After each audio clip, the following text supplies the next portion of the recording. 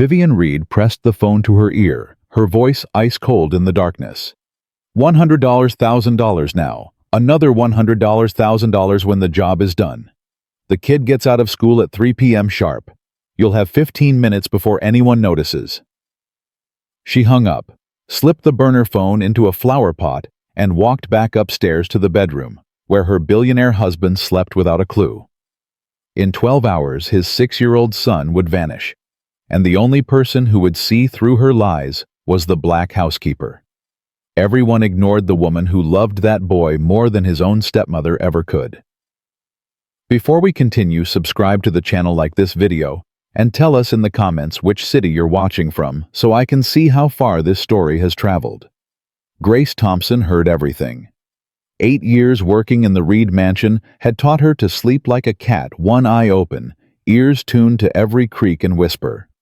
The wealthy never thought about the help. They assumed servants were deaf-blind, invisible. That was their mistake. At 2:47 a.m., Grace heard Vivian's bare feet cross the marble floor above her bedroom. Soft steps, calculated, moving toward the back door. She didn't follow. Not yet. But she listened. 20 minutes later, Vivian returned. Her footsteps were faster now, lighter. The rhythm of a woman who had just set something terrible in motion. Grace filed it away and closed her eyes. In this house, knowing too much could get you fired. Or worse. Morning came cold and gray. Grace was in the kitchen by 6:15 cracking eggs into a bowl when Vivian swept down the stairs. "Good morning, Mrs. Reed." No response. Vivian sat at the breakfast bar and pulled out her phone. Her fingers moved fast across the screen. Tap, tap, tap. She checked it every few seconds, not scrolling, but waiting. Grace set coffee in front of her. Vivian didn't look up. Edward appeared in the doorway, adjusting his cufflinks. "Meeting with the Japanese investors moved up," he said. "I need to leave in 20 minutes. Grace, you'll take Marcus to school." "Yes, sir." "Vivian." "Spa appointment with the girls." Vivian smiled sweetly. "I'll be out most of the day." A lie. Grace heard it immediately. After 8 years, she knew Vivian's voice like a musician knows a wrong note. 6-year-old Marcus trudged in last, dragging his backpack behind him. His tie was crooked, his shoes were untied. His eyes were heavy with the kind of exhaustion that had nothing to do with sleep. "Dad." Edward didn't look up from his phone. Can you help me with my math homework tonight? The fractions are hard." "We'll see." Marcus's shoulders dropped. Grace crouched beside him and tied his shoelaces, her knees protesting. 52 years old, and her body reminded her daily. "Don't worry, little man," she said softly. "We'll figure those fractions out together after dinner." Marcus looked at her with Edward's dark, intelligent eyes. "Grace. Why doesn't Vivian hug me anymore?" Her hands froze on his laces. "She used to," he whispered. "When she first married Dad. She called me her little prince. Now she doesn't even look at me." Grace's throat tightened. "How do you tell a child that some people only pretend to love?" "Your daddy loves you more than anything," she said carefully. "That's what matters." "Do you love me too, Grace?" She pulled him into her arms. "More than you'll ever know, baby." Across the kitchen, Vivian watched them. Her phone buzzed.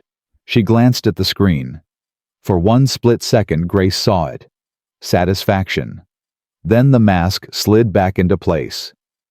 Grace's instincts screamed. At 2:45 p.m., Grace pulled into the pickup line at Hawthorne Academy. A white van sat across the street, engine running. A man in a baseball cap watched the school entrance through dark sunglasses. He'd been there yesterday, too. Grace pulled out her phone and typed a note. White van, baseball cap, watching school.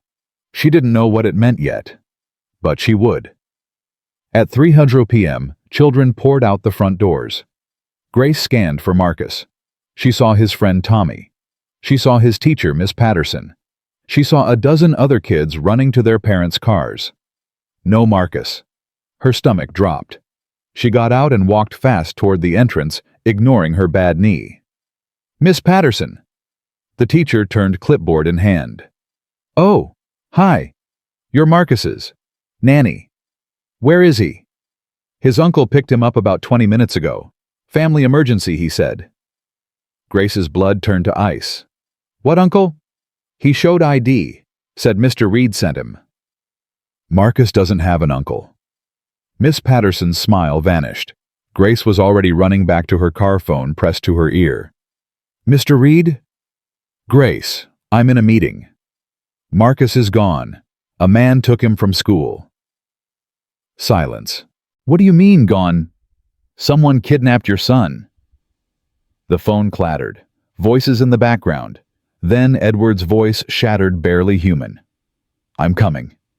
Grace hung up and dialed Vivian. Ring. Voicemail. Second call. Voicemail. Third call. What is it, Grace? Marcus has been kidnapped. Pause. Long. Too long. What do you mean, kidnapped? Wrong tone. Wrong emphasis. Any mother would scream, would fall apart. Vivian sounded curious. A man took him from school. Oh my God. Flat. Rehearsed. I'll come home immediately. The line went dead. Grace sat frozen in her car. In 8 years, she'd seen Vivian fake tears at charity events, fake affection for business partners, fake interest in Marcus's life. She'd never heard Vivian fake surprise before, because Vivian wasn't surprised. She already knew. By 5:00 p.m., the Reed mansion was chaos. Edward paced the living room, phone in hand, face gray. 2 security consultants spoke in low voices by the window. Vivian made her entrance perfectly, tears streaming, mascara running, hands trembling as she threw herself into Edward's arms. My baby, she sobbed. Oh God, Edward, my baby. Grace watched from the kitchen doorway. Vivian's tears were real, but tears meant many things. Grief, fear, guilt, or panic that a plan was falling apart. At 5:47 p.m., the house phone rang. Everyone froze. Edward answered with trembling hands. Hello. A digitally distorted voice filled the room. Edward Reed, I have something that belongs to you. Where is my son? Is he okay? Please. He's alive, for now. $2 million. Cash. You have 48 hours. I'll get it. I'll get whatever you want. Deadline. Edward collapsed onto the couch. Vivian buried her face in his chest, sobbing. But Grace watched her eyes. Open.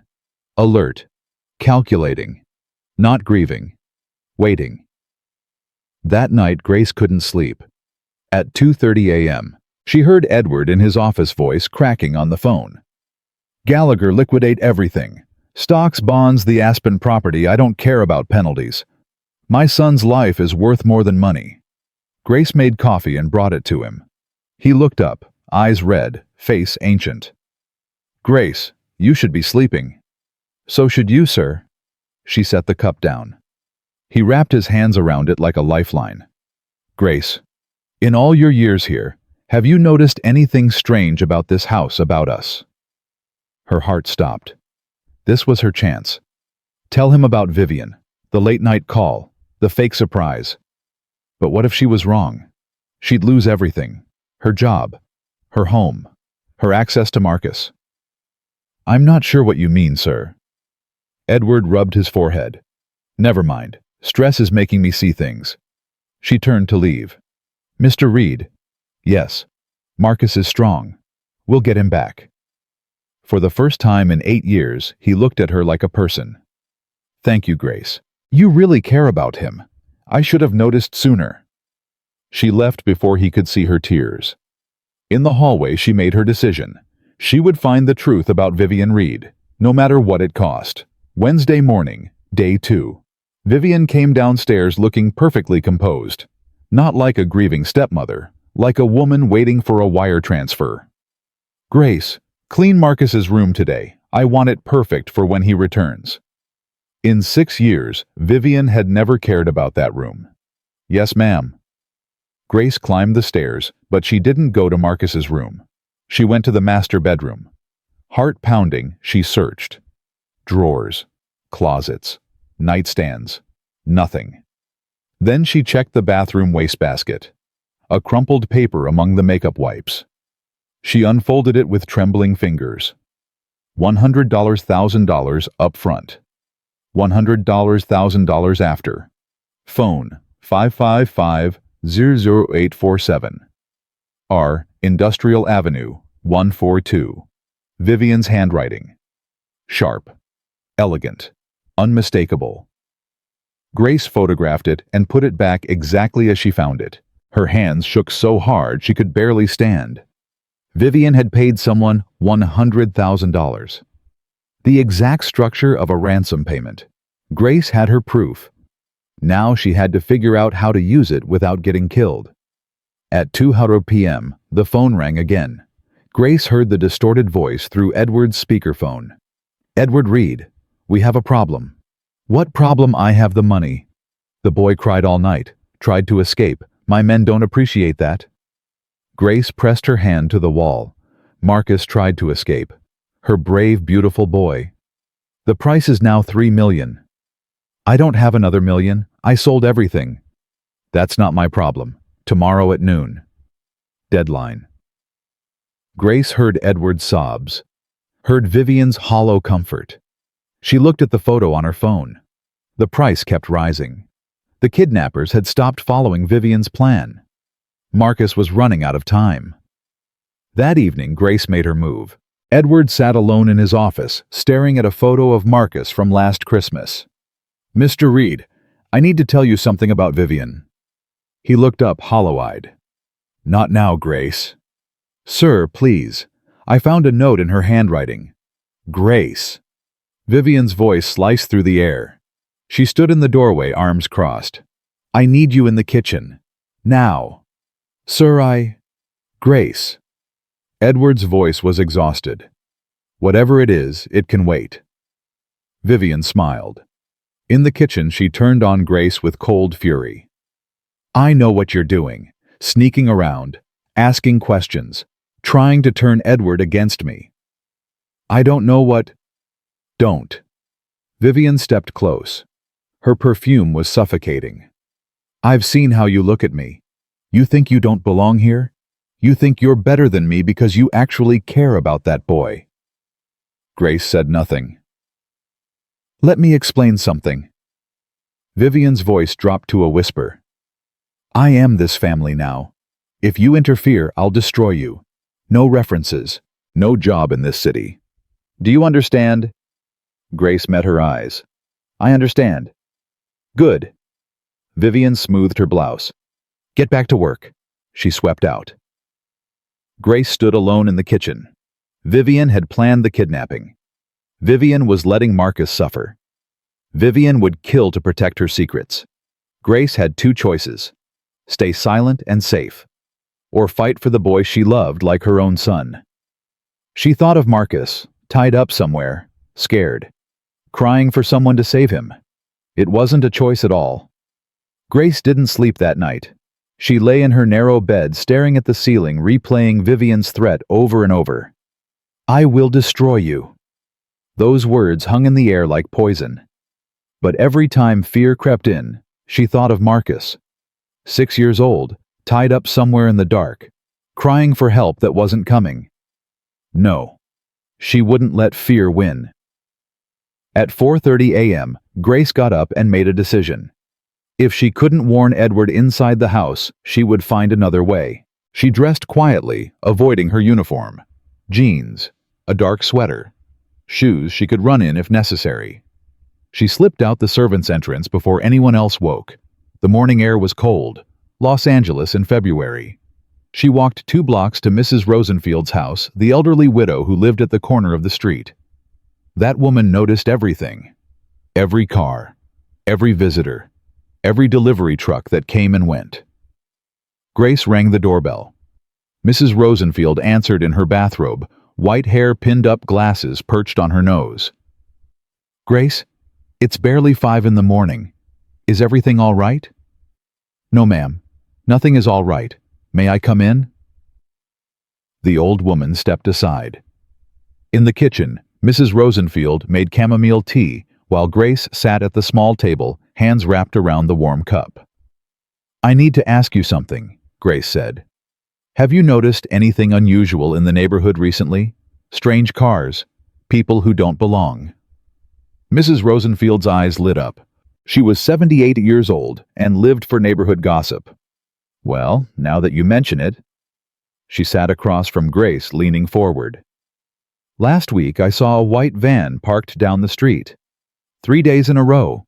Same spot. Same man sitting inside. Grace's heart pounded. What did he look like? Dark mustache. Baseball cap. Sunglasses even when it was cloudy. He just sat there watching the houses. I thought about calling the police, but he never did anything illegal. Grace set down her cup. Her hand trembled. That man took Marcus. Mrs. Rosenfield gasped. The Reed boy kidnapped. Yes, and I think... Grace stopped. Could she trust this woman? She had no choice.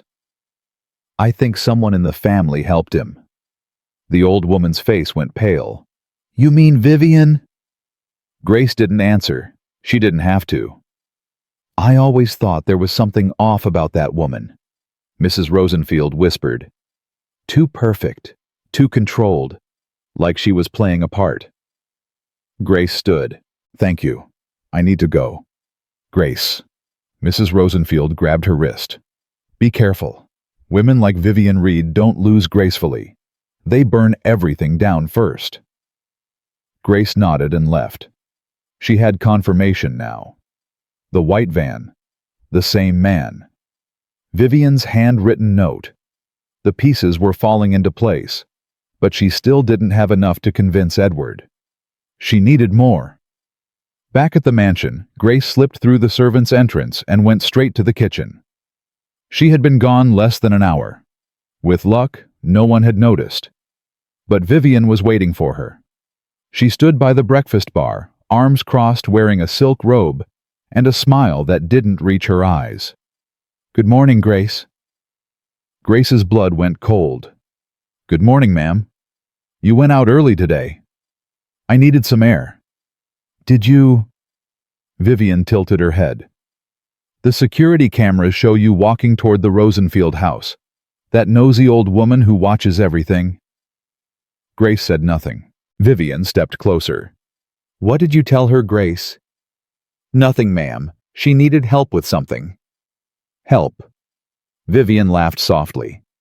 At 5 in the morning. She's elderly. She doesn't sleep well.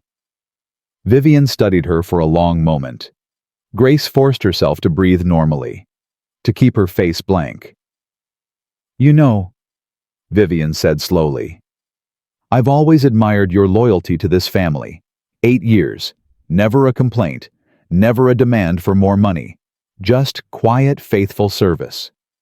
Grace waited. But loyalty can be dangerous, Vivian continued, when it's given to the wrong people. I'm loyal to Marcus. The words slipped out before Grace could stop them. Vivian's eyes narrowed. Marcus. Yes, ma'am. That boy needs someone in his corner. And you think that's you, the hired help? Grace met her gaze. Someone has to be. The silence stretched between them like a wire pulled tight. Finally, Vivian smiled. Cold. Predatory. Get breakfast started. Edward will be down soon. She swept out of the kitchen, leaving Grace alone with her pounding heart. That conversation had been a warning. Vivian knew Grace was suspicious. She was watching, waiting. The clock was ticking for both of them now. At 9:00 a.m., Edward came downstairs looking like he'd aged 10 years overnight. His suit was wrinkled. His eyes were bloodshot. He hadn't shaved. Coffee, he muttered, collapsing onto a kitchen stool. Grace poured him a cup. Strong, black, the way he always took it.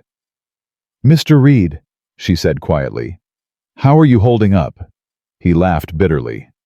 How do you think my son is gone? Someone has him, and I can't do anything except wait. The money. 3 million. Edward's voice cracked. I've sold everything I can sell, liquidated investments that took 20 years to build, and it's still not enough. Grace hesitated.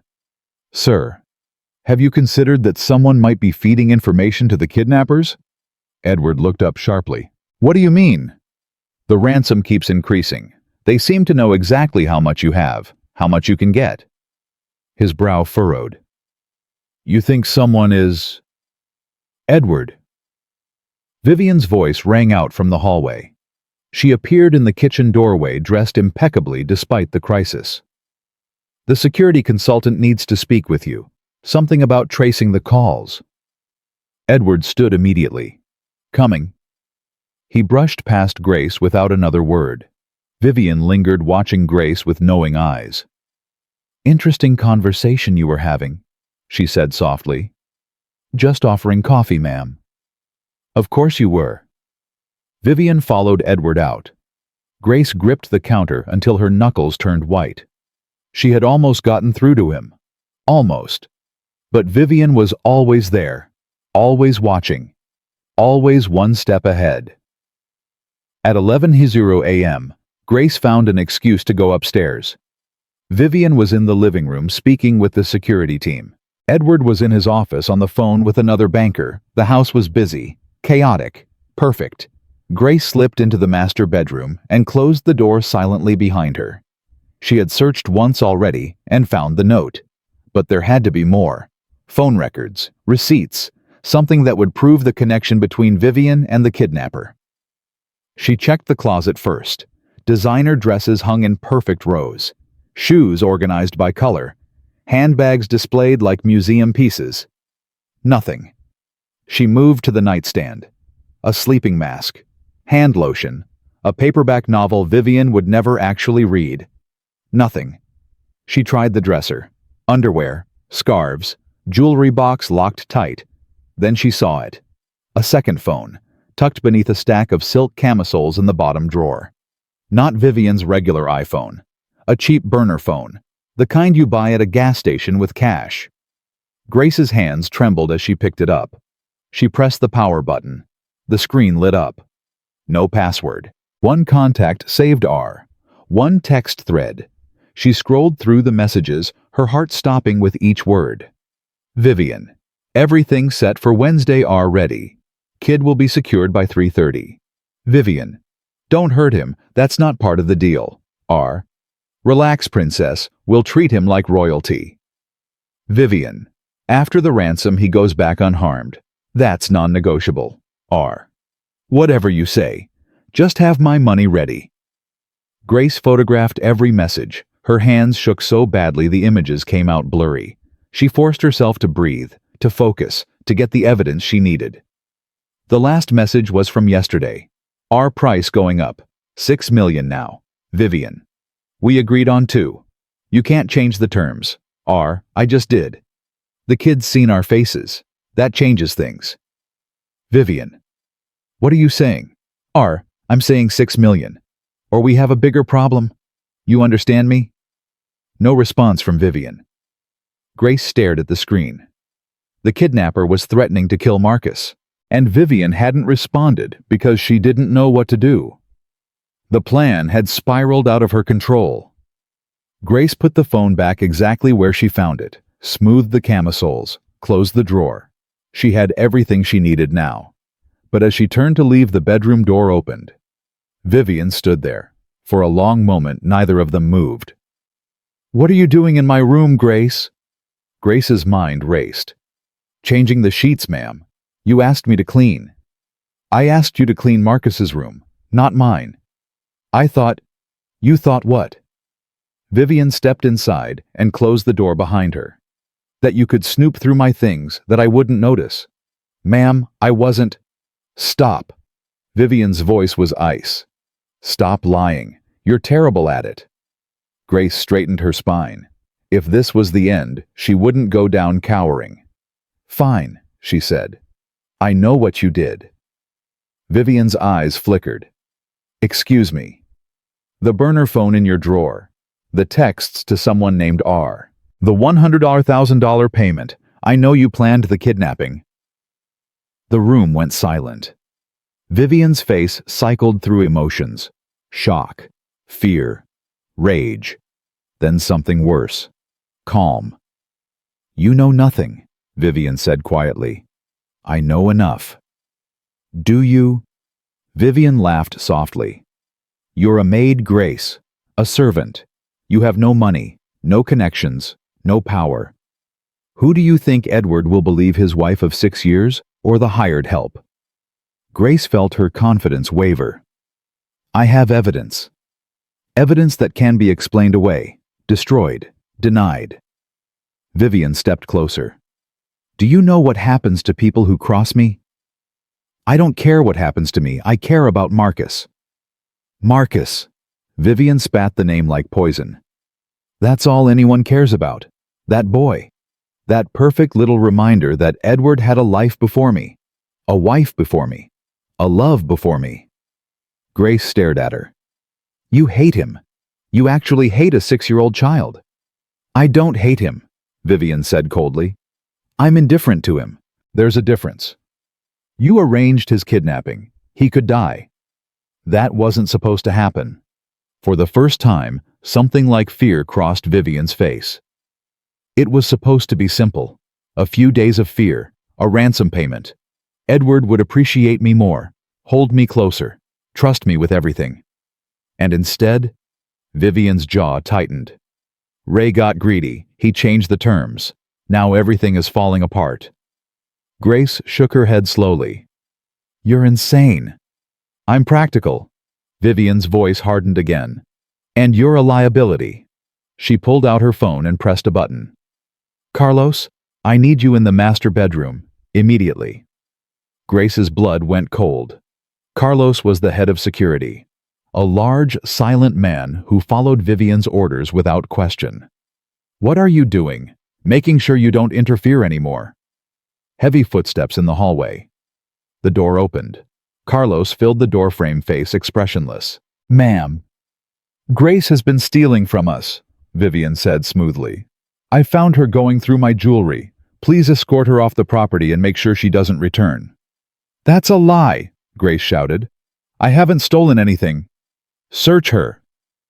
Carlos stepped forward. Grace backed away until she hit the wall. Please, she said desperately. Just let me talk to Mr. Reed. He needs to know. Mr. Reed is busy, Vivian cut in. He doesn't need to be bothered with household staff issues. Carlos grabbed Grace's arm. His grip was iron. No, Grace struggled. You can't do this. That boy will die if you don't. Get her out of here, Vivian ordered. And if she tries to contact anyone in this household again, call the police. Carlos dragged Grace toward the door. Vivian, please, Grace screamed. He's just a child. He's just a little boy. But Vivian had already turned away, checking her reflection in the mirror, smoothing her hair like nothing had happened. Carlos pulled Grace down the stairs, through the kitchen, out the servants' entrance. My things? Grace gasped. Let me get my things. They'll be shipped to you. His voice was flat, professional. Do not return to this property. He released her on the sidewalk and closed the gate. Grace stood there shaking. The evidence was still on her phone, the photos, the texts, but she was locked out, powerless, alone. And Marcus was still in the hands of a man who no longer cared if he lived or died. Grace walked. She didn't know where she was going. Her legs moved on autopilot, carrying her through the expensive streets of Beverly Hills, past mansions and manicured lawns and luxury cars that cost more than she'd make in 10 years. Her mind raced. She had evidence, real evidence. But Vivian was right. Who would believe her, a black housekeeper accusing a billionaire's wife? In this neighborhood, in this world, the police would laugh her out of the station. She needed to get to Edward, alone, away from Vivian's control. But how? Her phone buzzed. Unknown number. She answered. Grace Thompson. Who is this? My name is Detective Morrison, LAPD. I'm investigating the Reed kidnapping. I have some questions for you. Grace stopped walking. How did you get my number? Mr. Reed gave us a list of everyone who works in the household. You're Marcus's primary caregiver, correct? Yes. I'd like to meet with you. Can you come to the Wilshire station this afternoon? Grace's heart pounded. The police. Maybe this was her chance. Detective, I have information. Important information about who planned the kidnapping. Silence on the line. What kind of information? I can't say over the phone, but I have evidence, texts, photos. The wife is involved. A longer pause. Come to the station at 3:00 p.m. Ask for me at the front desk.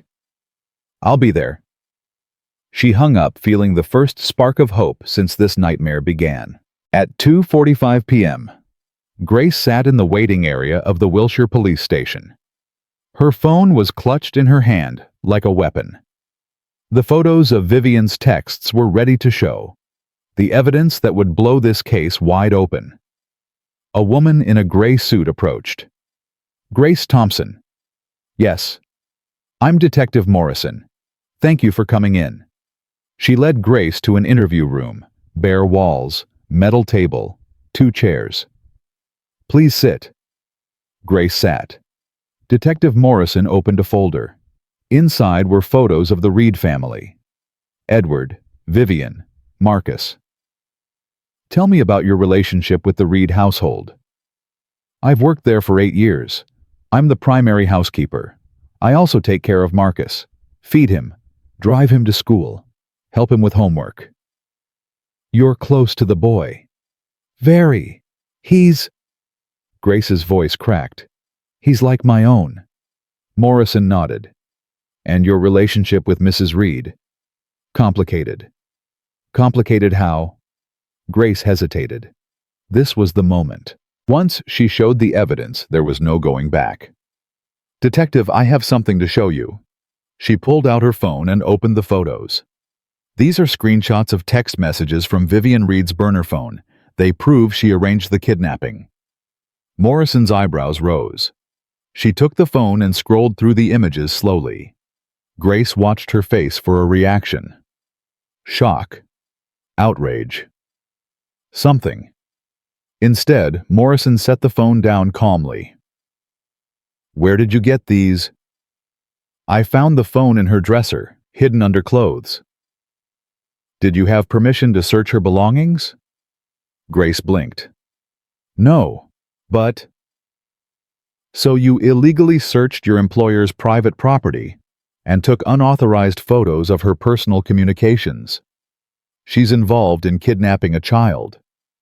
That's an accusation, a serious one. Morrison leaned back. Do you have any other evidence? A handwritten note. Same information. Her handwriting. Do you have the note? I photographed it. It's in the same folder. Morrison looked, found the image. This is a blurry photo of a crumpled piece of paper. Can you authenticate that this is Mrs. Reed's handwriting? Anyone who knows her would recognize it. That's not authentication, that's opinion. Grace felt the ground shifting under her feet. Detective, why are you questioning my evidence instead of investigating Vivian Reed? Morrison closed the folder. Ms. Thompson, let me be direct. Mrs. Reed's attorney called this morning. He warned us that a disgruntled former employee might try to make false accusations. Grace's stomach dropped. Former employee. You were terminated this morning, is that correct? I was thrown out because I found evidence. According to Mrs. Reed, you were caught stealing jewelry. That's a lie. She's offered to show us security footage. Grace felt sick. Vivian had planned this. She knew Grace would go to the police. She was already 10 steps ahead. Detective, please. You have to believe me. That little boy is going to die if someone doesn't stop this. Morrison studied her for a long moment. I believe you care about Marcus, she said finally. I believe you think you're doing the right thing, but I can't build a case on illegally obtained evidence from a fired employee with a possible grudge. So you're going to do nothing. I'm going to continue investigating through proper channels.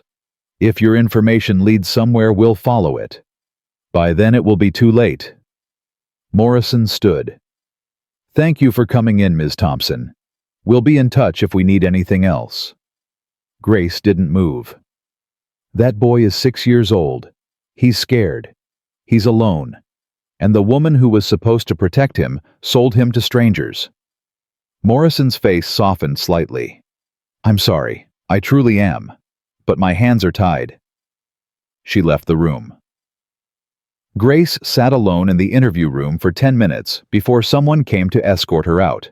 On the sidewalk outside the station, she stood in the afternoon sun, feeling more hopeless than she'd ever felt in her life. Vivian had won. The police wouldn't help. Edward didn't know the truth. And Marcus was running out of time. Grace walked 3 blocks to a bus stop and sat on the bench. Her body ached. Her heart ached worse. What now? She pulled out her phone and stared at the evidence she couldn't use. Then she noticed something she'd missed before. In the last photo of Vivian's texts, there was an address. Industrial Avenue 142. The location where R wanted his money delivered. Grace's heart began to pound. She couldn't go to the police. She couldn't get to Edward. But she could find out where they were holding Marcus. It was insane, dangerous, probably suicidal. But it was the only option she had left. Grace got on the first bus heading toward the industrial district. The bus dropped her 3 blocks from Industrial Avenue. The sun was setting, painting the sky orange and purple over the abandoned factories and crumbling warehouses. This part of Los Angeles looked like a different world. No mansions here, no manicured lawns, just decay and forgotten dreams. Grace walked carefully, staying close to the buildings, keeping to the shadows. Industrial Avenue 142 was a shuttered beverage distribution warehouse. Faded signs, broken windows, a chain-link fence with a gap big enough to squeeze through. She crouched behind a dumpster and watched. A white van was parked by the side entrance. Same van she'd seen at Marcus's school. Her heart hammered against her ribs. He was in there. She could feel it. But what could she do? Walk in alone. She was a 52-year-old woman with bad knees and no weapon. Still, she had to see. Had to know. She found a window covered in newspaper peeling at the edges. Carefully, she pulled back a corner and peered inside. The warehouse was dim. Emergency lights cast long shadows across the concrete floor, and there in the center of the room was Marcus, tied to a chair, blindfolded, still wearing his school uniform.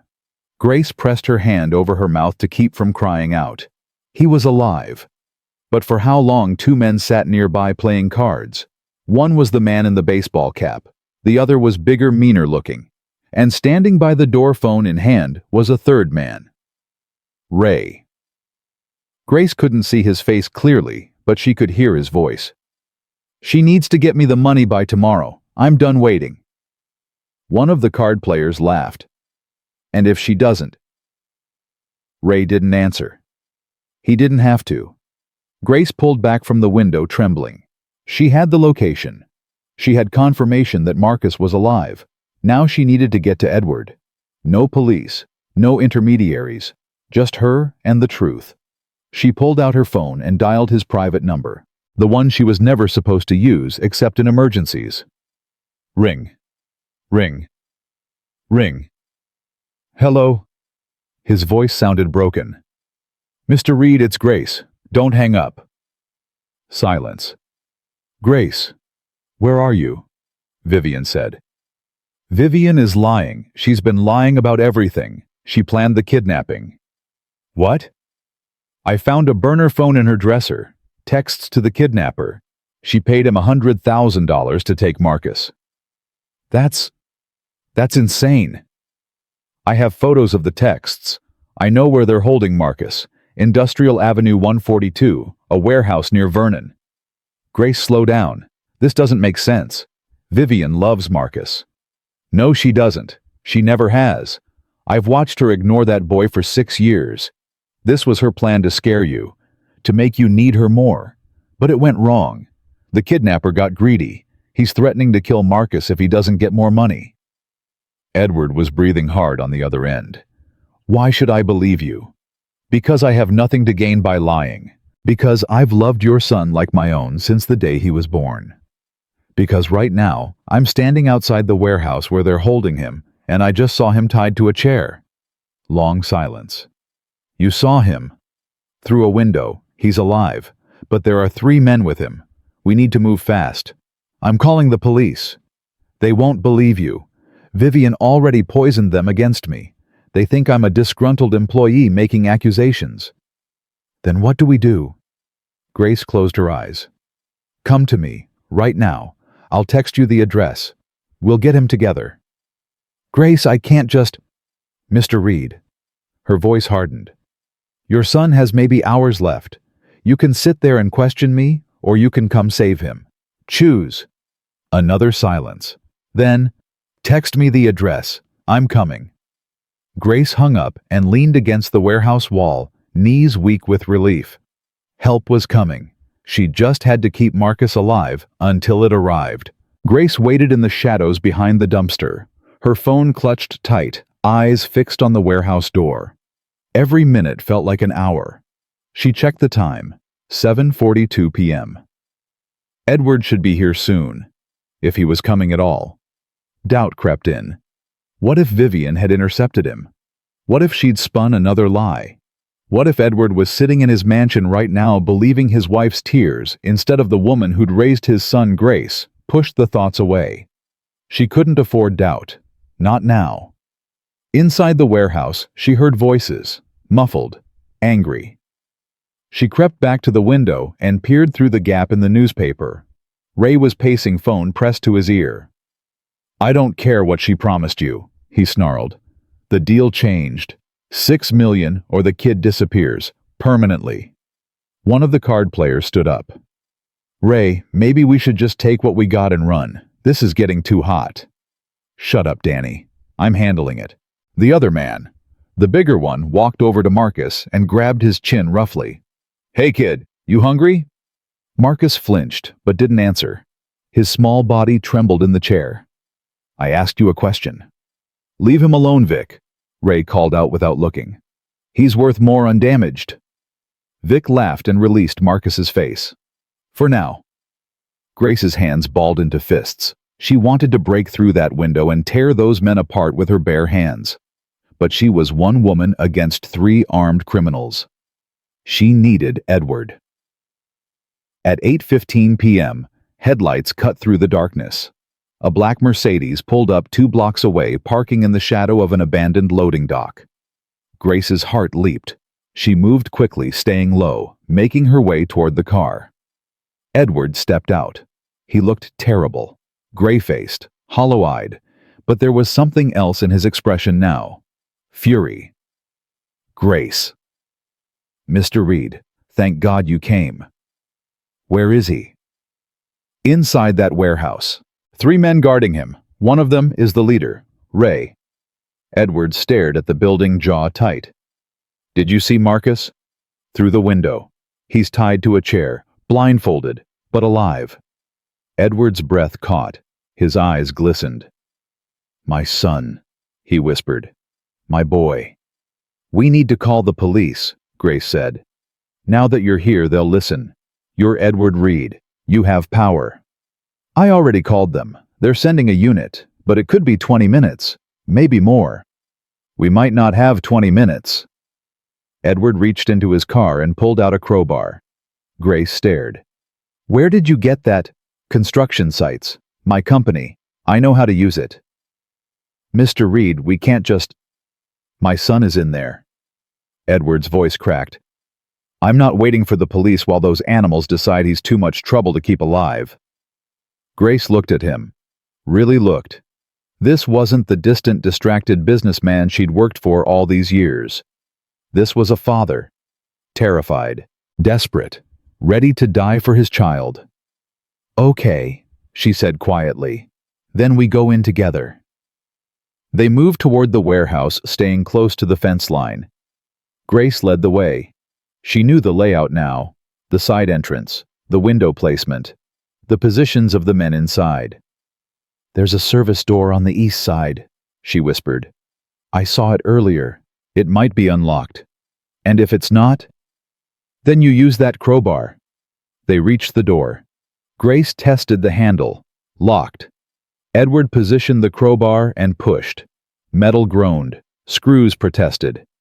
"Quieter," Grace hissed. "I'm trying." One more push. The door gave way with a muted crack.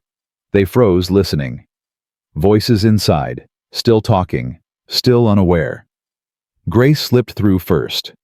Edward followed, closing the door behind them. The warehouse smelled of oil and dust and something else. Fear. 6-year-old fear. They moved through a narrow hallway lined with broken shelving units. Grace could see light ahead. The main floor. She held up her hand. "Stop." They pressed against the wall and listened. "I'm telling you, Ray, this is getting out of control." Danny's voice. Nervous. "The cops are looking. The whole city knows about this kid." "Let them look. By the time they find anything, we'll be in Mexico." "What about the wife?" "Vivian." Ray laughed. "She's done. She got us in, now she's useless. When this is over, I might send her husband some photos. Let him know exactly who he married." Grace felt Edward stiffen beside her. "She really did this," he whispered. "My wife. She paid them to take my son." Grace touched his arm. "Focus. Marcus needs you." Edward nodded, but his eyes had changed. The grief was still there, but now there was something harder underneath. Betrayal. They crept closer. Through a gap in the shelving, Grace could see the main floor. Marcus was still in the chair, head drooping with exhaustion. The blindfold had slipped slightly. His cheeks were streaked with dried tears. Danny sat at a folding table cleaning a gun. Vic stood by the door smoking a cigarette. Ray paced near Marcus, checking his phone every few seconds. 3 men. 2 guns visible. Maybe more. Grace looked at Edward. His knuckles were white around the crowbar. "We need a distraction," she breathed. "What kind?" Grace scanned the area. Near the far wall, a stack of metal pipes leaned against a support beam. "If I can get over there and knock those pipes down, it'll draw them away from Marcus. You grab him and run." "Grace, that's suicide. They'll go straight for you." "I'm an old black woman. They won't see me as a threat. Just long enough for you to get your son out." "I can't let you—" "Mr. Reed." Grace gripped his arm. "I've spent 8 years watching from the sidelines while that boy grew up lonely and sad. I couldn't protect him from his stepmother's coldness. I couldn't make you see what you were missing. But I can do this. Let me do this." Edward's eyes filled with tears. "Grace." "Get your son. I'll be right behind you." Before he could argue, she moved. Grace circled wide, staying in the shadows, her bad knee screaming with every step. She reached the far wall and positioned herself behind the metal pipes. She took a deep breath. Thought of Marcus's face when he asked if she loved him. Then she pushed. The pipes crashed to the floor with a deafening clatter. "What the hell?" Danny jumped up, gun drawn. "Someone's here." Vic dropped his cigarette and ran toward the noise. Ray spun around, pulling his own weapon. "Find them now!" Danny and Vic moved toward Grace's position. Edward didn't hesitate. He sprinted across the open floor, crowbar in hand, straight for Marcus. "Dad!" Marcus's voice was weak, confused. "Dad?" "I'm here, buddy. I'm here." Edward dropped to his knees and tore at the ropes binding his son's wrists. "What?" Ray turned and saw them. "Hey!" He raised his gun. Grace acted on pure instinct. She grabbed a metal pipe and hurled it across the warehouse. It struck Ray's arm. He screamed, and the gun flew from his grip, skidding across the concrete. "Get him out!" Grace shouted at Edward. "Go!" Edward scooped Marcus into his arms and ran for the side door. Ray scrambled for his gun. Danny appeared from the shadows, pointing his weapon at Grace. "Don't move, lady!" Grace raised her hand slowly. Ray grabbed his gun and whirled around, looking for Edward. "They're getting away." "I got this one," Danny shouted back. "Go!" Ray and Vic sprinted toward the side door. Grace stood frozen. Danny's gun pointed at her chest. "Who are you?" Danny demanded. "You a cop? Just the maid." He laughed incredulously. "The maid? You did all this for some rich kid?" "He's not just some rich kid. He's my boy." Danny's finger twitched on the trigger. Then sirens. Distant at first, but growing louder, closer. Danny's eyes went wide. "Damn it! Damn it!" He looked at Grace, then at the door, calculating. "This ain't worth dying for," he muttered. He lowered the gun and ran. Grace slumped against the wall, her whole body shaking. The sirens grew louder. Outside, Edward reached his car with Marcus clutched to his chest. "Dad, I was so scared. I was so scared." "I know, baby. I know. It's over now. You're safe." Edward yanked open the back door and laid Marcus across the seat, checking him for injuries. His wrists were raw from the ropes. His face was pale and streaked with dirt. But he was alive. "I want Grace," Marcus whimpered. "Where's Grace?" Edward's blood went cold. Grace was still inside. He looked back at the warehouse. Ray and Vic had disappeared around the corner of the building. The sirens were close now, maybe a block away. He couldn't leave her. "Stay here," he told Marcus. "Don't move. Promise me." "Dad, promise me." "I promise." Edward grabbed the crowbar and ran back toward the warehouse. Inside, Grace was trying to make her way to the exit. Her knee had given out completely. She could barely walk. She heard footsteps behind her. Heavy. Fast. She turned. Ray stood there, gun raised, face twisted with rage. "You ruined everything," he snarled. "A goddamn maid. You ruined everything. The police are here. It's over. Not for you." He pulled the trigger. Grace closed her eyes. The shot echoed through the warehouse. But she didn't feel pain. She opened her eyes. Edward stood in front of her, crowbar raised, positioned between her and Ray. The bullet had gone wide, embedding in the wall 3 feet away. Ray's hands were shaking now. The sirens were screaming outside. Red and blue lights flashed through the broken windows. "Put it down," Edward said quietly. "It's finished." Ray looked at the gun in his hand, at Edward, at Grace, at the lights outside. "$6 million, he said bitterly. "That's all I wanted. $6 million and a new life. You took my son. Your wife gave him to me, and she'll pay for that, but right now you have a choice. Put down the gun and go to prison or die in this warehouse. Those are your options." Ray's jaw worked. The front door burst open. Armed officers flooded in. "Police, drop your weapon!" Ray's finger tightened on the trigger. Edward didn't flinch. For a long, horrible moment, the world hung suspended. Then Ray let the gun fall.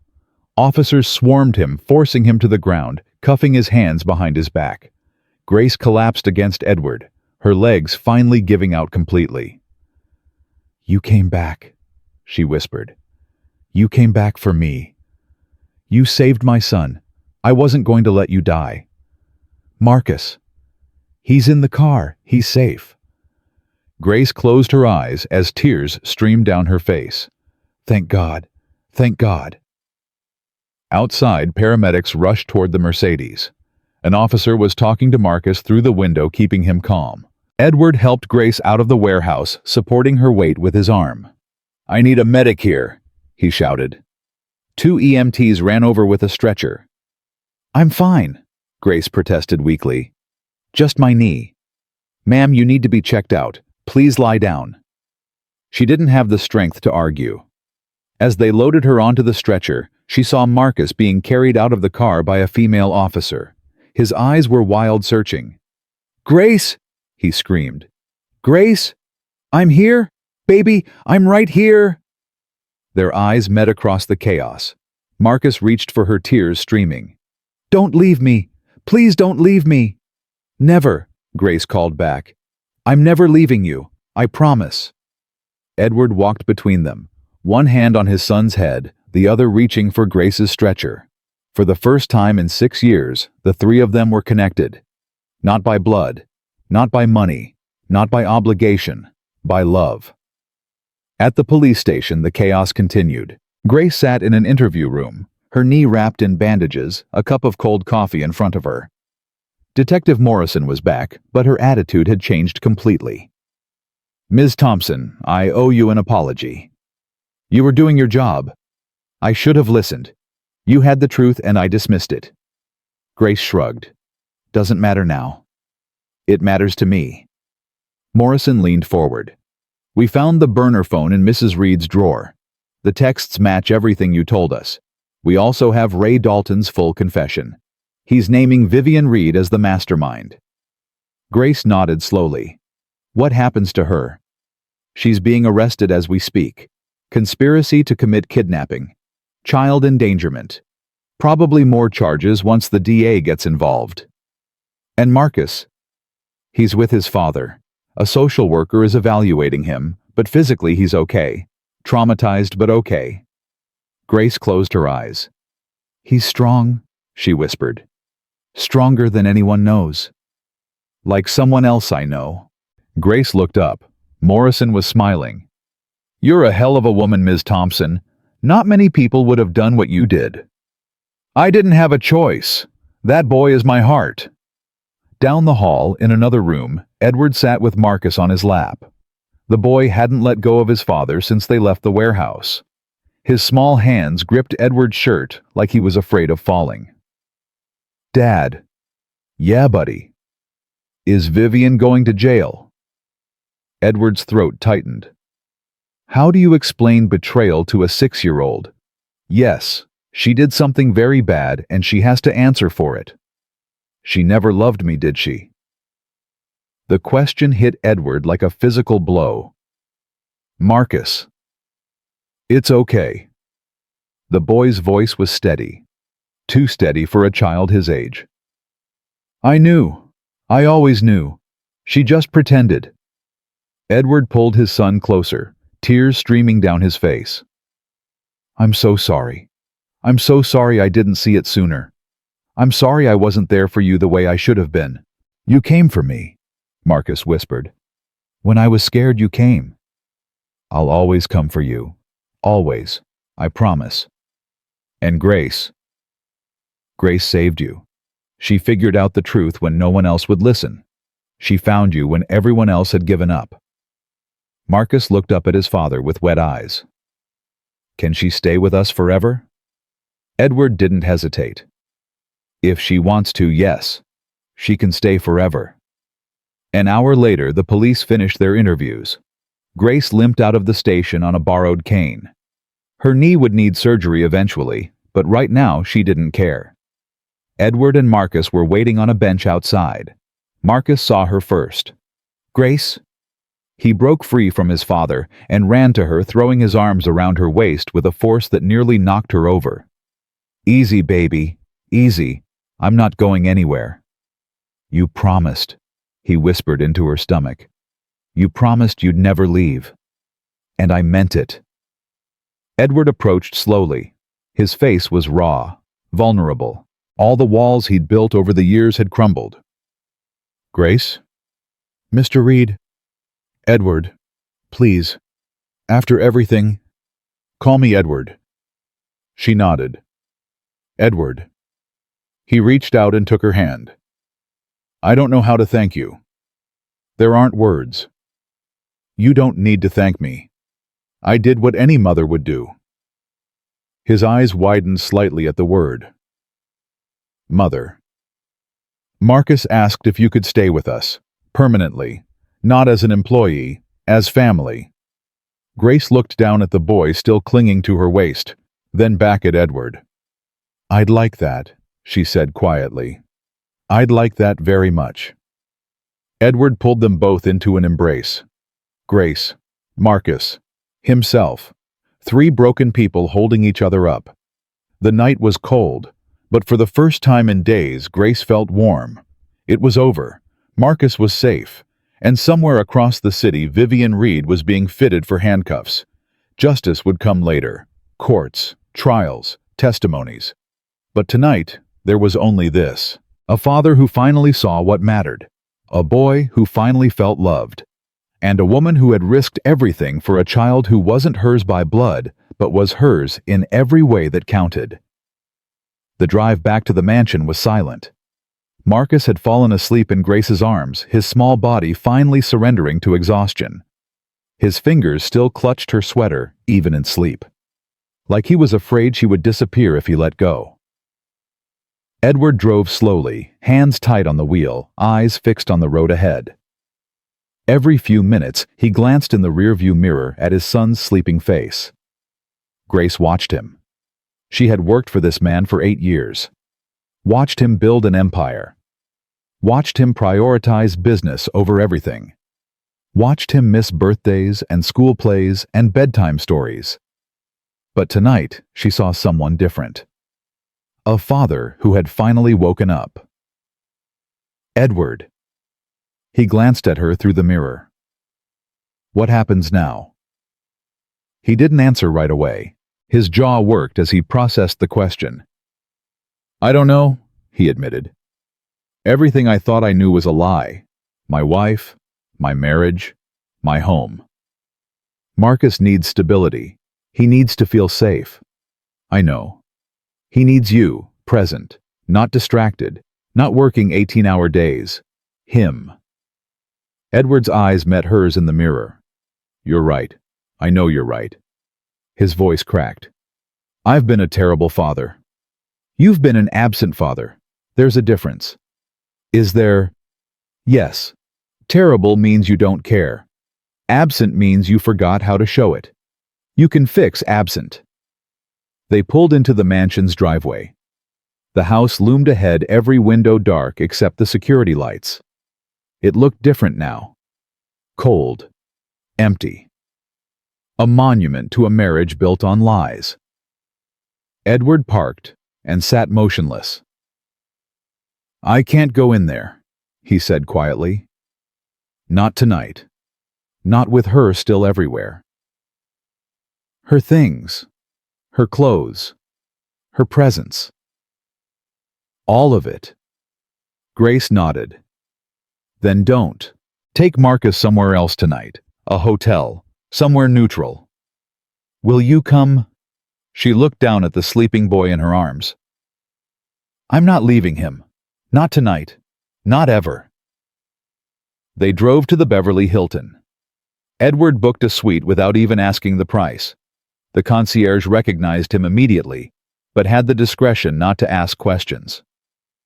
Grace carried Marcus to the bedroom and laid him gently on the king-sized bed. She removed his shoes and pulled the covers over him. He stirred slightly. Grace. I'm here, baby. Go back to sleep. Don't leave. I'm not going anywhere. I'll be right in the next room. His eyes opened glassy with exhaustion and lingering fear. Promise. I promise. He closed his eyes again, and within seconds, his breathing steadied. Grace sat on the edge of the bed watching him sleep. Her hand rested on his chest, feeling the rise and fall. The proof that he was alive. Safe. Home. She didn't realize she was crying until Edward appeared in the doorway. Grace? She wiped her face quickly. I'm fine, just tired. You should rest too. I can't leave him. I'll stay with him. You take the couch. She shook her head. I need to be here, in case he wakes up. Edward walked over and sat beside her on the bed. They sat in silence, both watching the boy who had brought them together. I never saw it, Edward said finally. Vivian. The coldness. The calculation. I was so busy with work I missed everything. You weren't looking. No, I wasn't. He turned to face her. But you were. You saw it from the beginning, didn't you? Grace hesitated. I saw that she didn't love him, but I didn't think she would hurt him. I thought she was just indifferent. Why didn't you tell me? Would you have believed me? Edward's silence was answer enough. I was the help, Grace continued. You barely knew I existed. If I had come to you and said your beautiful wife hated your son, you would have fired me. I would have, he admitted. And I would have been wrong. Yes, you would have. They sat together as the night deepened. Marcus slept peacefully between them, unaware of the weight of the conversation happening over his head. Grace, I need to ask you something. Ask. After all this, after how I treated you, how I ignored you, why did you risk your life for my son? Grace looked at Marcus's sleeping face, the curve of his cheek, the flutter of his eyelashes, the small hand curled under his chin. Because he's mine, she said simply. Not by blood, not by law, but in my heart, he's mine. I've loved him since the day I first held him. I've watched him grow, celebrated his wins, cried over his hurts. You may be his father, but I'm the one who showed up, every day, every night, for 8 years. Edward's eyes filled with tears. I know. I see that now. Do you really see it? Yes. His voice broke. And I'm ashamed. I'm ashamed that it took almost losing him to understand what I had. Grace reached over and took his hand. Then don't waste it. Don't go back to who you were. Be the father he deserves. I will. I swear to God I will. At 3:00 a.m., Grace's phone buzzed. She picked it up carefully, trying not to wake Marcus. A text from Detective Morrison. Vivian Reed in custody. Full confession obtained. Trial date to be set. Grace stared at the message for a long time. Justice. It didn't feel as satisfying as she thought it would. Vivian was going to prison. Ray and his men were facing decades behind bars. The system was working. But Marcus would still carry these scars forever. He would still remember being tied to a chair in a dark warehouse. He would still remember that the woman who was supposed to love him had sold him to strangers. Some wounds don't heal. They just become part of who you are. Grace put down the phone and closed her eyes. Tomorrow would bring new challenges. Media attention, legal proceedings, therapy sessions, the long, slow work of rebuilding a broken family. But tonight there was only this: a sleeping boy, a repentant father, and a woman who had finally been seen. The next morning came harsh and bright. Grace woke to the sound of Marcus crying. She was on her feet instantly, rushing to the bedroom. Marcus sat up in bed, eyes wild, hands clawing at invisible ropes. No, let me go. Let me go. Marcus, Marcus, baby, wake up. She grabbed his shoulders and held him steady. It's me. It's Grace. You're safe. You're safe. His eyes focused slowly. Recognition dawned. Grace. I'm here. It was just a dream. He collapsed against her chest, sobbing. They were hurting me. They had guns and they were hurting me and you weren't there. I'm here now. I'll always be here. Edward appeared in the doorway, face pale. What happened? Nightmare.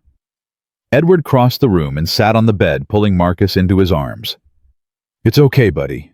It's okay. We've got you. Marcus clung to both of them, his small body shaking with sobs. I don't want to close my eyes. When I close my eyes, I'm back there. Grace stroked his hair. I know, baby. I know. But the bad men are gone now. The police took them away. They can't hurt you anymore. What about Vivian? Grace and Edward exchanged a look. She's with the police too, Edward said carefully. She won't be coming back. Because she was bad? Yes. Because she did something very, very bad. Marcus pulled back, looking at his father with eyes too old for a 6-year-old. She wanted me to go away, didn't she? She wanted me gone so she could have you all to herself. Edward's face crumpled. Marcus. I'm not stupid, Dad. I know she hated me. I always knew. I'm so sorry. I'm so sorry I didn't protect you. It's okay.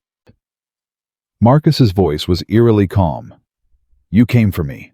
That's what matters. Grace felt her heart shatter and rebuild in the same moment. This boy. This brave, broken, beautiful boy.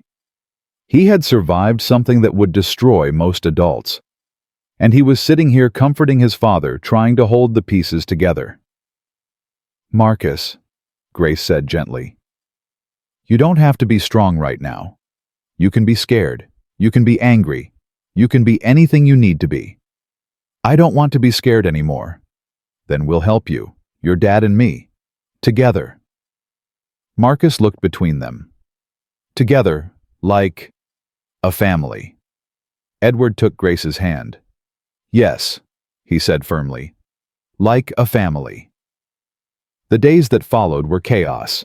Media trucks parked outside the Beverly Hilton. Reporters shouted questions whenever they tried to leave. Edward's face was on every news channel in America. Billionaire's wife. Arrested for kidnapping. Stepson Reed family scandal inside the plot to abduct a child. The maid who saved a millionaire's son. That last headline made Grace uncomfortable. She didn't want attention. She just wanted Marcus to be okay. On the third day, Edward hired a crisis management team. They handled the media. They arranged secure transportation. They coordinated with the police and the district attorney's office. But they couldn't fix what was broken inside Marcus. The nightmares came every night now, sometimes twice. He screamed for Grace. He screamed for his mother, not Vivian, his real mother, the one who had died giving birth to him. Grace held him through every episode. I want my mom, he sobbed one night. I want my real mom. Grace felt tears streaming down her own face. I know, baby. I know. Why did she have to die? Why couldn't she stay? Sometimes life takes people away too soon. It's not fair. It's never fair. Do you think she's watching me? Grace pulled him closer. I think she's watched you every single day of your life. I think she sees how brave you are, how strong, how kind. And I think she's so proud. Do you think she sent you to take care of me? Grace closed her eyes. Maybe she did. Maybe that's exactly what happened. Marcus fell asleep with that thought, a small smile on his tear-stained face. On the fifth day, Vivian's lawyer called. Edward took the call in the hotel suite's living room, while Grace stayed with Marcus in the bedroom. She could hear his voice through the wall, rising, falling, controlled rage. When he came back, his face was gray. What did they want? Vivian wants to see me, face to face, before the trial. Grace's blood went cold. You're not going. Her lawyer says she has information, something about the kidnapping that wasn't in the confession. It's a manipulation. She's trying to get in your head. I know, but what if she's telling the truth? What if there's something we don't know? Edward? This woman orchestrated the kidnapping of your son. She was willing to let him die. There is nothing she could say that would... I have to know. Edward's voice was steady, but his eyes were haunted. I have to understand why. How could she do this? How could I not see it? Grace stood and faced him directly. Because you wanted to believe the lie. We all see what we want to see. Vivian showed you a beautiful, devoted wife, and you believed her because it was easier than looking deeper. I failed him. Yes, you did. But you're here now. That's what matters. Edward sat down heavily. I'm going to see her. Tomorrow. I need to look her in the eye and ask her why. And what if her answer breaks you? Then I'll break. And then I'll put myself back together. For Marcus. Grace sat beside him. Then I'm coming with you. Grace, you don't have to. Yes, I do. I need to look her in the eye, too. I need her to know that she didn't win. That despite everything she did, Marcus is safe, and loved, and surrounded by people who will never let her touch him again. Edward took her hand. You're the strongest person I've ever met. No, I'm just stubborn. He almost smiled. Same thing. The next morning they drove to the county jail. Grace had never been inside a prison before. The security checks, the metal detectors, the cold, sterile hallways. It all felt like another world. They were led to a private visitation room. Small, bare. A table bolted to the floor. 2 chairs on each side. They sat and waited. A door opened on the other side of the room. Vivian walked in. She looked different. Her designer clothes replaced by an orange jumpsuit. Her perfect makeup gone. Her hair pulled back in a simple ponytail. But her eyes were the same. Cold, calculating, watching. She sat across from them, hands folded on the table. Edward. And Grace. She said the name like it was a joke. The hero of the hour. Why? Edward's voice was raw. That's all I want to know. Why? Vivian tilted her head. Why what? Why did I plan it? Why did I let it go so far? Why did I marry you in the first place? All of it. She leaned back, considering. Because you were never going to love me the way you loved her. Her? Sarah, your first wife. Marcus's mother. She was everywhere, Edward. Her photos in your office. Her clothes still in the closet for 2 years after she died. Her son looking at me with her eyes every single day. You were jealous of a dead woman. I was competing with a ghost I could never beat. Vivian's composure cracked slightly. I thought if I gave you time you'd forget her. But you never did. And then Marcus started calling me Mom, and I felt nothing. Absolutely nothing. So you arranged to have him kidnapped. I arranged to scare you. To make you realize how much you could lose. I thought if Marcus was in danger, you'd finally hold me closer. Trust me more. Need me. You thought terror would make me love you. I thought it would make you need me. Love was never realistic. Edward stared at her like she was speaking a foreign language. You're insane. No, I'm practical. I always have been. I saw what I wanted, and I took steps to get it. The problem was Ray. He was supposed to follow the script. Take the boy, demand ransom, return him unharmed. Simple. But he got greedy. Yes.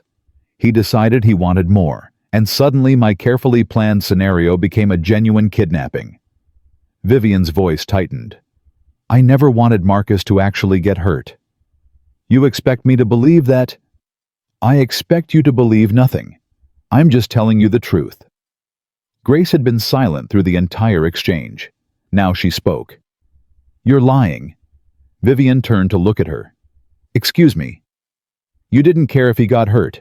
You told Ray that if Marcus died, all the blame would go to him. That you would walk away. I heard you say those exact words. Vivian's face flickered. You were at the warehouse. I followed you. I saw everything. I heard everything. Then you know I was desperate. Ray had changed the terms. I was trying to salvage the situation. No. You were trying to save yourself. There's a difference. Vivian's mask slipped completely. And what would you know about it? You're a maid, a servant. You spend your life cleaning up after people like me. Yes, I do. And in 8 years of cleaning up after you, I learned exactly who you are. Every mask you wore, every lie you told, every moment you looked at that boy like he was garbage. You never touched him, never hugged him, never once asked about his day or his friends or his dreams. He was invisible to you, worse than invisible. He was an obstacle. Vivian's eyes blazed. He was a reminder, every day, of the woman Edward actually loved, of the life he had before me. Do you know what it's like to live in a ghost's shadow? No. I know what it's like to love a child who isn't mine by blood. To show up for him every single day. To celebrate his wins and cry over his hurts. To be there. Actually there. Grace leaned forward. You had everything. Money, status, a husband who provided for you, a beautiful home. and you threw it all away because a 6-year-old boy had his mother's eyes." Vivian said nothing. "Marcus asked me once why you stopped hugging him, why you stopped calling him your little prince. Do you know what I told him? I don't care. I told him that adults have complicated worries. I protected you. I made excuses for you. Because I thought you were just cold, not evil. I'm not evil. You paid someone to kidnap a child, your own stepson. And when the plan went sideways, you considered letting him die rather than face the consequences." Grace stood. "I don't know what you are, Vivian, but I know what you're not. You're not his mother. You never were, and you never will be." She turned and walked toward the door. "Grace," Vivian's voice stopped her. "You think you've won, but Edward will get tired of playing house with the help. He'll find someone new, someone from his world, and you'll be back to cleaning toilets." Grace didn't turn around. "Maybe, but Marcus will always know that I chose him, that I fought for him, that I loved him when no one else did, and that's something you'll never be able to take away." She walked out. Edward followed. In the car, he sat motionless for a long time. "She's right about one thing," he said finally. "I did love Sarah more than I ever loved her. I married Vivian because I was lonely, because Marcus needed a mother figure, because it seemed like the right thing to do. You couldn't have known. I should have. The signs were there. I just didn't want to see them." He started the car. "I'm done making excuses. For myself, for her, for any of it." "What now?" Edward looked at her. "Now we go home, and we start over." Going home meant facing the mansion. Grace hadn't been back since Carlos dragged her out the servants' entrance. The memory still burned, the humiliation, the helplessness. Vivian's cold smile as she watched Grace being thrown away like garbage. But everything was different now. Edward pulled into the driveway and parked. The three of them sat in the car, staring at the house that had witnessed so much pain. Marcus gripped Grace's hand tightly. "I don't want to go inside." "We don't have to," Edward said. "We can stay at the hotel as long as you need." "No." Marcus's voice was small but determined. "This is our house, not hers. She doesn't get to take it from us." Grace looked at Edward. He looked back. This 6-year-old boy, traumatized and exhausted, was leading them forward. "Okay," Grace said softly. "Let's go home." They walked through the front door together. The house smelled the same, expensive, clean, empty. But Vivian's presence lingered everywhere. Her magazines on the coffee table, her coat hanging in the closet, her perfume faint in the air. Marcus stopped in the foyer. "Can we get rid of her stuff?" Edward knelt down to his son's level. "What do you mean? All of it? Everything that's hers? I don't want to see it anymore." Edward looked around at the artifacts of his failed marriage. The art Vivian had chosen. The furniture she had insisted on. The photographs that now felt like evidence of a crime. "You're right," he said. "It all goes." They started that night. Grace found boxes in the garage. Edward pulled Vivian's clothes from the closets. Marcus directed them with a 6-year-old's fierce determination. "That painting. She picked that. It goes. The candles in the bathroom, those are hers. The flowers by the window. She planted those. I want them gone." By midnight, they had filled 17 boxes. Grace's knee screamed with every step, but she didn't stop. Couldn't stop. This was more than cleaning. This was exorcism.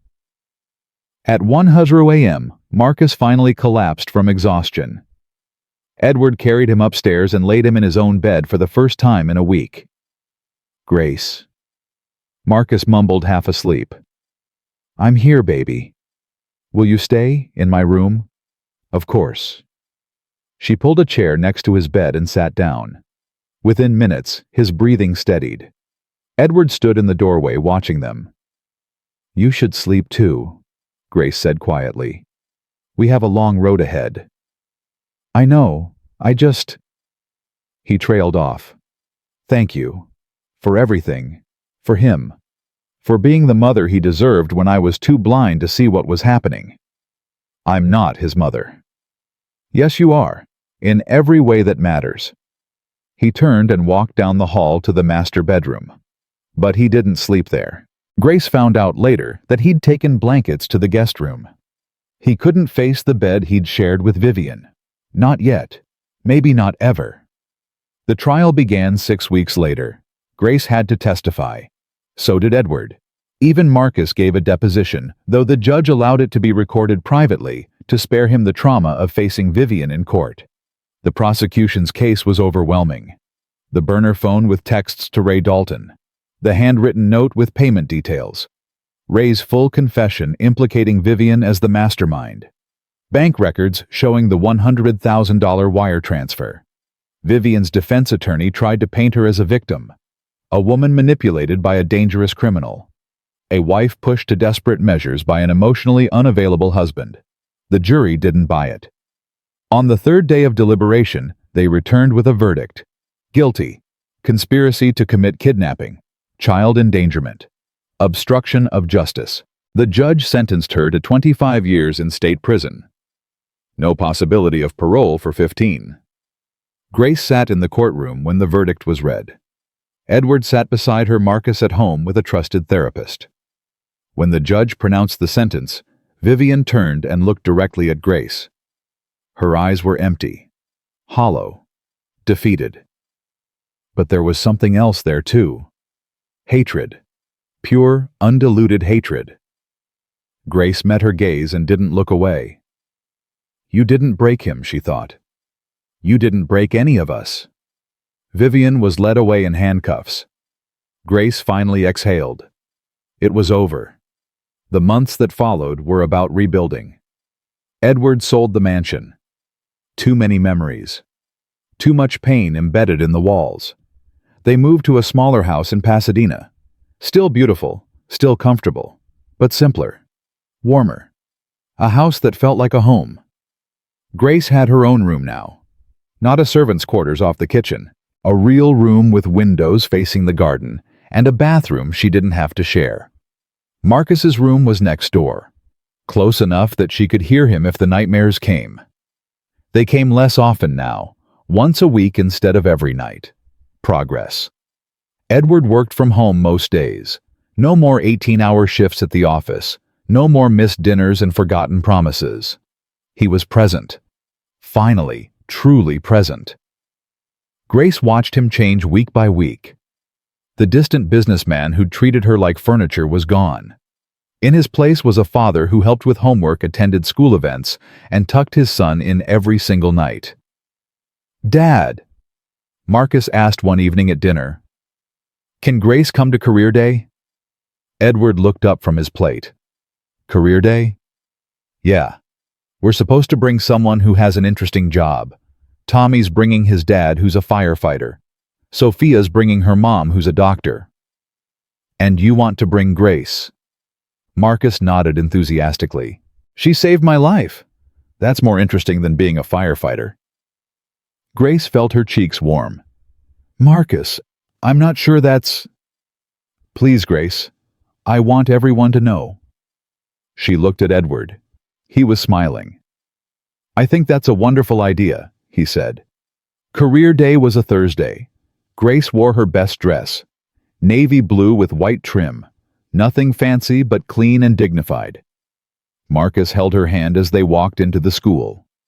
The same school he'd been kidnapped from. They'd discussed whether to transfer him somewhere else, but Marcus had refused. The bad thing didn't happen because of the school, he'd said with wisdom beyond his years. It happened because of Vivian. The school didn't do anything wrong. So he stayed, and slowly, carefully he healed. The classroom was full of parents, firefighters in uniform, a doctor in her white coat, a software engineer with a laptop full of presentations, and Grace, in her navy dress, with nothing but her story. When it was Marcus's turn, he stood at the front of the class with pride radiating from every inch of his small body. "This is Grace Thompson," he announced. "She's not my mom, but she's the person who loves me the most in the whole world." Grace felt tears prick her eyes. "She worked in my house for 8 years. She made my breakfast and helped me with homework, and drove me to school every day. She was always there, even when nobody else was." The classroom was silent. Every parent, every child listening. "Last year something bad happened to me. Some bad people took me away, and everyone was scared. My dad, the police, everyone."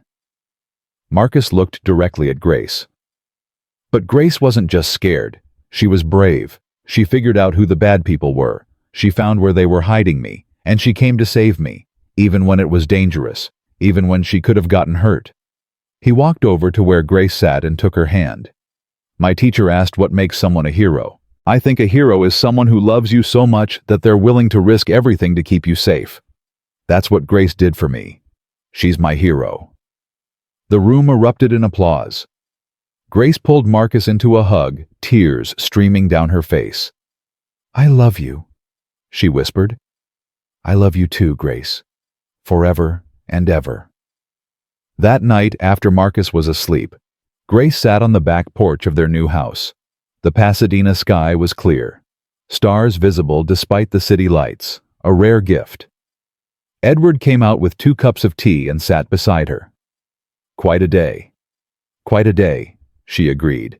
"He's going to be okay, isn't he, Marcus?" Grace considered the question carefully.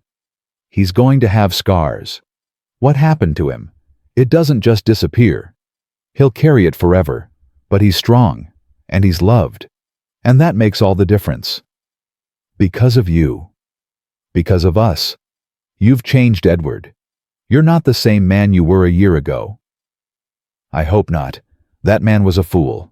That man was lost. There's a difference." Edward sipped his tea, staring at the stars. "Grace, I need to ask you something." "Ask?" "I've been talking to my lawyers about Marcus's legal situation, about custody and guardianship and all of that." Grace tensed. "What about it?" "Vivian was his legal stepmother. She had parental rights. Those have been terminated now, obviously, but it made me think about what would happen if something happened to me." "Edward." "Let me finish. I'm not planning on going anywhere, but life is unpredictable. We both know that now. And if something did happen to me, I need to know that Marcus would be taken care of. Really taken care of." Grace's heart pounded. "What are you saying?" Edward turned to face her. "I'm saying I want to make it official. I want you to adopt Marcus, legally, so that no matter what happens, he'll always have you." Grace couldn't breathe. "You want me to adopt him?" "I want you to be his mother, in the eyes of the law and in the eyes of the world. You already are in every way that matters. This just makes it permanent." "Edward, I'm 52 years old. I'm a former housekeeper. I don't have money or connections or—" "You have love. You have courage. You have 8 years of showing up for my son when I couldn't be bothered to. That's worth more than anything I could ever give him." Grace's tears fell freely now. "Are you sure this is everything?" "I've never been more sure of anything in my life. Marcus needs a mother. You're the only one who's ever truly been there for him. Please, Grace. Let me give you both this gift." She looked out at the stars, at the garden they were slowly planting together, at the house that finally felt like home. "Yes," she whispered. "Yes." The adoption was finalized 3 months later. Grace Thompson became Grace Thompson Reed, Marcus's legal mother, part of the family she had served for 8 years. The judge who approved the paperwork asked Marcus if he understood what was happening. "It means Grace is my mom now," Marcus said confidently, "for real and forever." "And how do you feel about that?" Marcus looked at Grace with eyes full of love. "I feel like I finally have what I always wanted." The judge smiled and signed the papers. Outside the courthouse, Edward took a photo of Grace and Marcus on the steps. Mother and son. Official at last. "We should frame this," Marcus said, studying the image on Edward's phone. "And put it in the living room where everyone can see." "I think that's a perfect idea," Grace said. They went to lunch at Marcus's favorite restaurant. Burgers and milkshakes. Nothing fancy. Just family. At the table, Marcus grew quiet. "What is it, baby?" Grace asked. "I was thinking about before. About when Vivian was here. About how sad I used to be. And now? Now I'm not sad anymore." He looked up at her with those dark, intelligent eyes. "Do you think my real mom, my first mom, do you think she would be happy that you're my mom now?" Grace reached across the table and took his hand. "I think your first mom loved you more than anything in the world. I think she would want you to be happy and safe and surrounded by people who love you. And I think—" Grace's voice caught. "I think she would be grateful that someone was here to do what she couldn't. To watch you grow up. To celebrate your wins and help you through your hurts. To love you the way you deserve to be loved." Marcus squeezed her hand. "I think she sent you to me. Maybe she did. I'm glad she did." "Me too, baby. Me too." Edward watched them from across the table, his eyes glistening. This was his family now. Not the picture-perfect illusion he'd tried to build with Vivian. Something real. Something messy.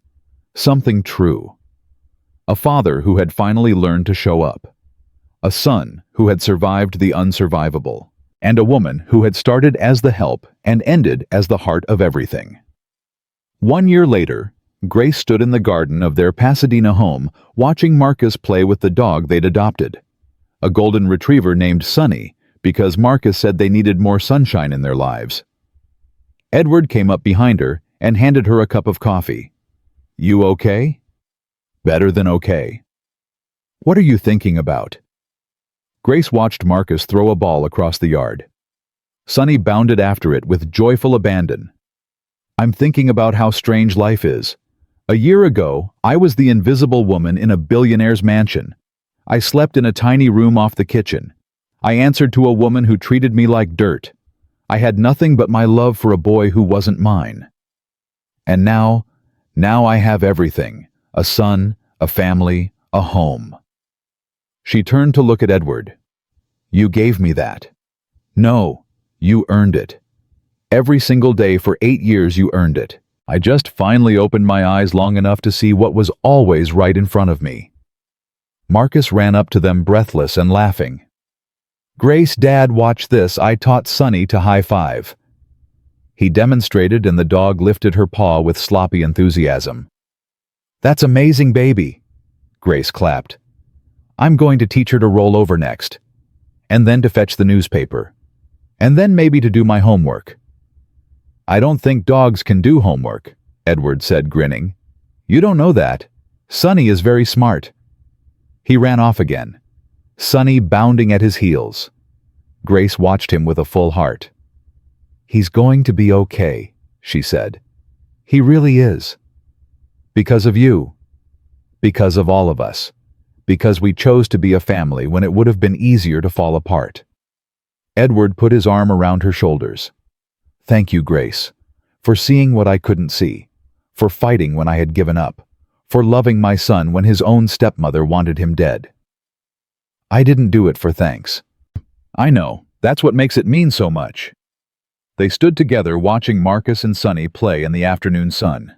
A year ago, Grace Thompson had been nobody, a servant, a shadow, a woman the world had overlooked and underestimated.